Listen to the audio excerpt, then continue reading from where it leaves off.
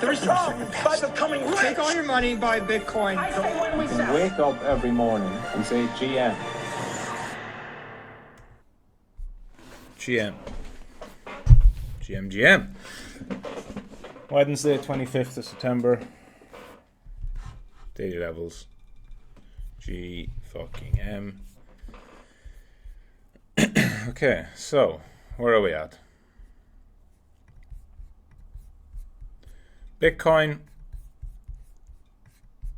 yesterday moved through from holding on to these lows, touching the highs, dropping back again. So we have had now a third false breakout. We moved to the highs, we pushed above, pushed above, pushed above. Each of them rejecting so far. So basically, you don't want to see it really go much lower than here. If it's going to be a bullish false breakout, which leads to an eventual real breakout, it should really stay in this area here. But like I've said, my expectation is that, I mean, I'm not talking about this specific path, that's just randomly drawn. My expectation is for Friday. Friday options expiry, 65k is probably the level at which we are unable to cross before then. I think if we test it, it'll reject and we'll close somewhere below that. And then after that, you might see price start to move up if this is a compression before a breakout. The closer we get to Friday, the less likely it is that we hit it, and the less likely it is that we break above it. We want to take a look at the market itself. So open interest wise, we've got a build up now of open interest pushed into these highs. It was 2 days ago. That was on Monday. Dropped back into consolidation, pushed up again, took out the highs again, all while the open interest has remained flat. Funding rate has oscillated between neutral and slightly negative, still a spot premium. All of that stuff is sort of not really saying much. It's just been as it has been for ages. There were more interesting moves yesterday on some altcoins, which, especially Sui, as an example, that move on Sui would be all-time high breaching, because that daily order block, I mentioned this, it was a trade of the day or else altcoin stream. I think this green path is now on the table. Obviously, we can still drop back to those areas below, and it probably will at some point. But having impulse through there, I would suspect that we make our way to the all-time high. Why? Not because Sui is good, probably just because nobody owns it, and it's in a strong momentum move, and you know.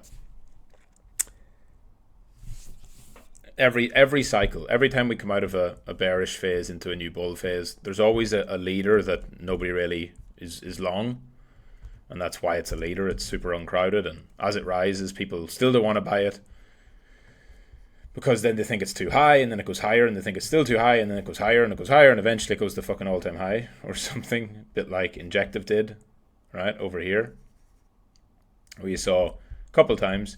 You saw number one, Injective blasting off the lows way harder and faster than anything else. And then it just ripped straight to all-time high, like in early December. So, not that Sui will do that, but as it climbs through, and momentum's a powerful thing, as it climbs through these levels and shows no signs of stopping and breaks through the daily order block, and I mean, you can check, but I would imagine that the only open interest build-up is from just insiders probably fucking chasing it up. If we go to a daily, you can see. Yeah, open interest is increased. This isn't, to me, this isn't retail. Clearly it's not retail. Retail are not adding 200 million or 150 million to the open interest across a 5-day span. This is, big players. And until you see the open interest declining, this probably has more room to run. It's when you start to see open interest bleeding off as price continues higher, that'd be a sign of them starting to distribute. Probably it's going to go for the all-time high. Now, would I trade it to there? On lower time frames, potentially. I wouldn't do like this. I wouldn't be like, okay, get long here, stop loss below this impulse candle and target up there. For a number of reasons. Number one, it's 1.85 hours. Not great risk reward. Secondly, it could just continue with immediate momentum to the highs and then, that's it. Or it could actually just chop around and still make its way there. And of course, it could just fall back. But the point being is I think there will be potentially some consolidation, but very shallow consolidation, a bit like the green path. And then if it continues above this high, I think it's going to go to all-time high. But anyway, it's not really about SUI, because obviously SUI's not like, for me, there's no reason to really own SUI. It's just a VC coin. It's got, obviously, these coins have, their narrative, and they can be popular, but they're not popular yet, which is a good reason to buy them or go long. It's a bit like Solana or Avalanche or Aptos last year, the first time, or Celestia, if you remember Celestia, or any of these coins. When they first start going up, you're like, why the fuck's this going up? It makes no sense, blah, blah, blah, but it's crypto. I do think SUI will go to all-time high. I do think it'll probably go beyond all-time high because it's probably going to go up far enough for a new narrative to form to where people start thinking, oh, I guess SUI's great. And they start to look into SUI and they're like, oh, look at SUI. It uses this move. And it's a fucking going to be an Ethereum, not really an Ethereum killer, but it's going to be, the next generation of layer 1 and blah, blah, blah. And it's all bullshit. When I say it's all bullshit, it's real. The stuff they're doing is real. The price action isn't. So I don't know. It's hard to fucking describe these things. You have to understand that the price action and the fundamentals are not correlated. Because there's plenty of good projects.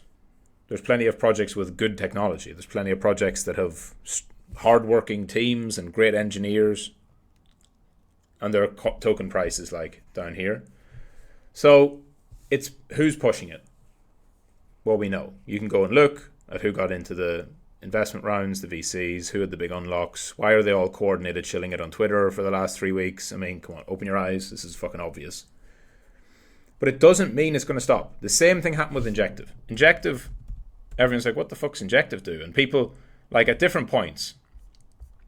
So, like, when Injective was here and here, people were looking at it and they were like, oh, this is fucking stupid. It's just Jump Crypto pumping it, which it was. It's just insiders pumping it. It's just this stupid thing. If you go onto Injective's Block Explorer, there's nobody actually using the chain. There's literally not one fucking app built on Injective. And what happened? Big breakout. Everyone forgot about all that. And they're, holy shit, let's look into Injective. You need to airdrop farm Injective and the next thing's coming and look at these projects launching on Injective. People memory hold this and the bullshit shillers on Twitter delete all their tweets. But I remember all this. People here were talking about the Injective ecosystem. Get NFTs on Injective. What's going to be the first meme coin on Injective? Buy the meme of Injective. This was all happening. And then Injective, of course, lost momentum. And suddenly the tech wasn't great anymore. The tech doesn't matter for token price, right? What matters is positioning. So I absolutely think SUI can go higher. Because what I see there on positioning is telling me that this is probably still relatively early. And it's not until you start to see market structure or momentum weakness and the open interest declining that you'll see the top forming. I'll show you again. These coins move almost entirely based on price action and positioning, right? Momentum and positioning. If you look at, for example, Pepe, right? Pepe before its massive run, there was a huge build-up on open interest. It went from 41 to 90. It more than doubled, about 120, 130% increase. That ignited the initial momentum. And then the rest of the Pepe move was distribution by the bigger players, selling spot into the rising market, also closing out futures positions. Top came, open interest, massive open interest divergence, as you can see here. Open interest down, price up, momentum weakened, and it ended. So SUI doesn't have that yet. SUI's looking good. We've all-time high in open interest, which obviously you can look at that and say, well, is that a divergence in the opposite way? Yes, but when you're coming out of an 80% decline and a reaccumulation and it's moving up, that's a good thing. Shows literally interest. I'm very, very, very confident saying this is not like fucking dumb money retail. Most people probably don't even know SUI exists yet. They will probably notice it exists whenever it gets significantly above all-time high and like, holy shit, and then it goes higher, right? Again, none of this is price prediction. I'm not saying SUI is just this thing you should buy. You've probably only fucking been aware of it for the past week. Obviously, you'll know SUI existed, but it's only back on people's radars in the past week because of price. So don't just think that it's like easy money, fucking get long this thing. I think there's some super easy trades here on the lower time frame, right? But not just buy and hold SUI from here. Now, what tends to happen with these is getting above all-time high is where people want to own it. Then it comes back, it probably holds the retest and goes higher, right? That is one way you'd look at it. Breaks all-time high, people get excited. Comes back, all-time high retest, people start to get a bit sketchy. Then it holds, then it goes up, then everyone piles in because it's held the all-time high retest. Then it goes into some kind of distribution, and then it ends from there. That's one of the ways. Or breaks out above all-time highs, does one of these really nice bullish patterns, breaks out again, and then that's it. Right, so it breaks out, consolidates. On this breakout, everyone's like, holy shit, bull flag, and down it goes. Or bull pennant, whatever. The point being, the most likely place for the smart money, whatever, to distribute is above all-time highs. So we're not above all-time highs yet, so there's still a target above. So to me, SUI, with the momentum it has, probably goes there, right? So if you want to trade it, use your systems and trade it with that in mind. Have invalidation. Trade through the levels. Don't fucking just ape in thinking this is the greatest thing ever because this is the thing that's pumping. It's completely the wrong way to play it. And that's about it. That's enough on SUI. I don't even know if I'll trade SUI. I'll definitely keep it on a radar. What else? Yeah, open interest would tell me it's probably still in a good position. I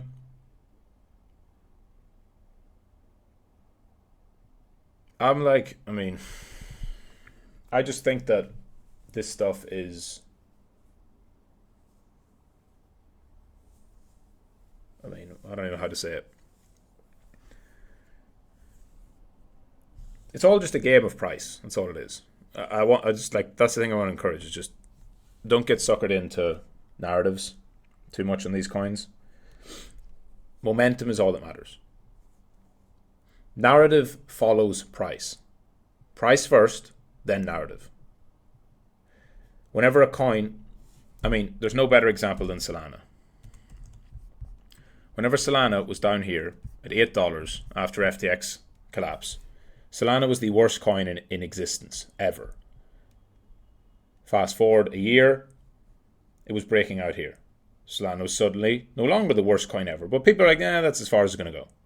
Fast forward another month, and another month, and then suddenly Solana is the best coin. It's the coin of the cycle. You must have Solana as your altcoin. Fuck Ethereum. If Sol is not the base of your portfolio, you're a retard. Followed by 7 months of brutal chop. Price first, narrative then follows. And to get an idea of the magnitude of these moves, which again is why I'm far from a SUI bear, I would just encourage you, unless you're Bruce Wayne, who does deep research into these projects and actually is aware of them ahead of time, don't think that you can just ape into this shit and think you're going to make easy money. But if you look at the momentum coming off the lows, SUI is more likely to be early than late in whatever move it's having. I'm not saying it's going to follow Solana or do as big as what Solana did, but you can see the way the momentum ignites off the lows. First high and first high or low. First high and first high or low. This is probably the second leg that we're in right now. And I'm not saying it's going to do all that. I do obviously think it goes to all-time high. So I wouldn't be surprised that the next consolidation at least leads to all-time high. Then people probably are expecting fucking $5 or whatever. Maybe that's as far as it goes. Who knows? But it's got upside momentum. It doesn't seem to be done yet. And I'll be looking long on it, if anything. I would just caution people about buying and holding this stuff for extended periods if you're not in at a better price. Because, the altcoins run first sometimes. There's always going to be one. But don't forget Bitcoin. This is what people tend to do whenever fucking bull markets kick off again. Bitcoin is not in the breakout phase yet. There's a few things need to happen. First of all, I think patience is the best strategy here because this is a 7-month pullback so far. Topped in March. It's now September. We're going into October. About 7 months of correction. If it turns out that this is a bullish correction, reaccumulation, whatever, we break out. 7 months, probably 8 months by then. An 8-month reaccumulation doesn't just lead to like a 3-week rally or a 1 month. It's probably going to lead to multiple months of upside if it actually breaks out. But that breakout is not 75k. Because 75k is perfect for false breakout. We could come all the way back down.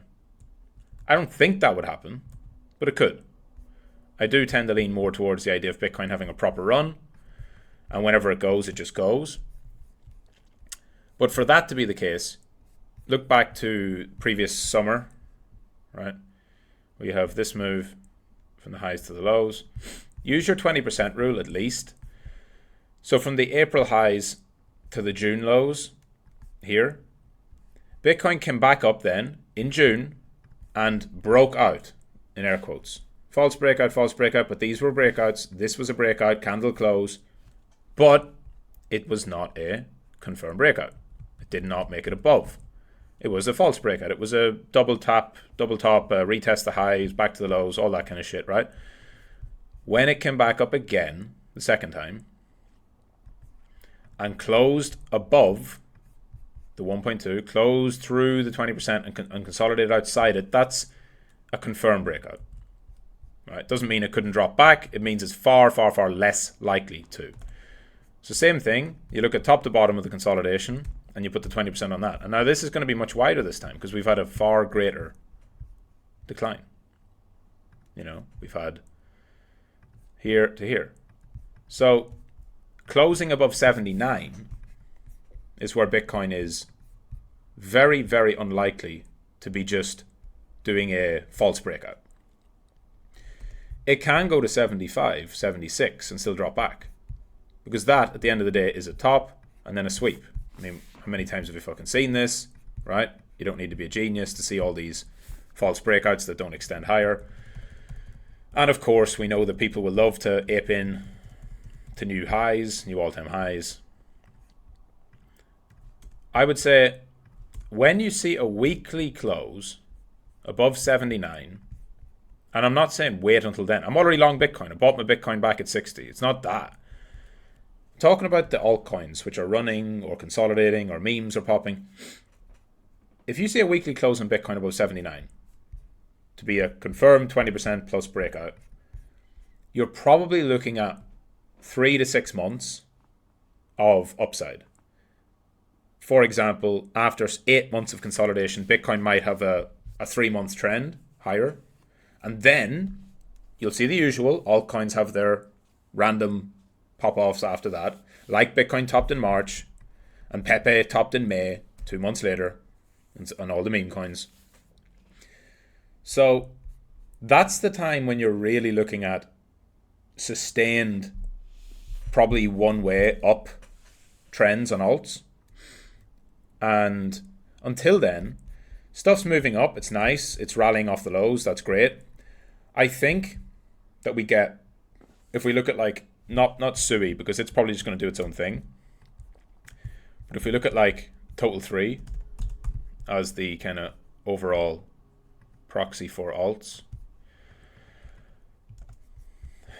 Total 3 is moving. I think Bitcoin's probably going to go to 70 at some point on this rally. So let's just say it goes as high as 70, right? And then it has a pullback. And then eventually makes its way up and breaks out, later on, whatever. But looking at this part, I would say this rally, if it doesn't stop at 65, it's going to go to probably 70. That would allow altcoins to have their rally and continue as well. They probably go on a little bit further, but then there's probably going to be some kind of significant pullback, and then they go, and then Bitcoin takes over again. It actually has this breakout. Alts probably don't even do that. They probably go sideways for more, and then they break, and they go hard last.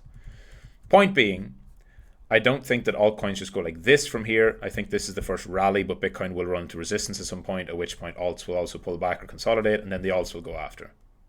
Right? That's my current view. And we'll see. I think we're very close. You can pretty much say bottom's in for now, right? This is as close to a solid bottoming formation as you can get. The absolute confirmation is above there. So usually what happens then is you get that confirmation. That means like, holy shit, we need to be long. And then it pulls back, of course. And then you get long after, right? It's like when you reclaim key levels. It's like when you reclaim, whatever, 200-day moving average. If you're looking at that. Right, a lot of people don't want to buy stuff because it's below the 200-day. Then it gets back above. They're like, right, let's go. It's like here. Now we buy. They buy too soon. Drops back. Second reclaim, away you go. We've already had that one. Maybe the second reclaim it just goes. But we went to new lows. I would say this next reclaim we would put a higher low in after. And go from there. So, anyway. Point of this is patience. I don't think there's as much of a rush as people think there is. This current part is definitely bullish. I think it's going to continue. It's more of the, oops, I'm offside. I need to get allocated. So it's a little bit of like a FOMO rally, as people think, shit, we need to get back in. I thought crypto was dead. It's actually not dead. And that will continue until people are in, but then there will be a pullback or correction or consolidation or whatever it's going to look like. And it'll probably get to a point where you don't really want to buy it again. And that's probably the time to buy. So that's it. GM.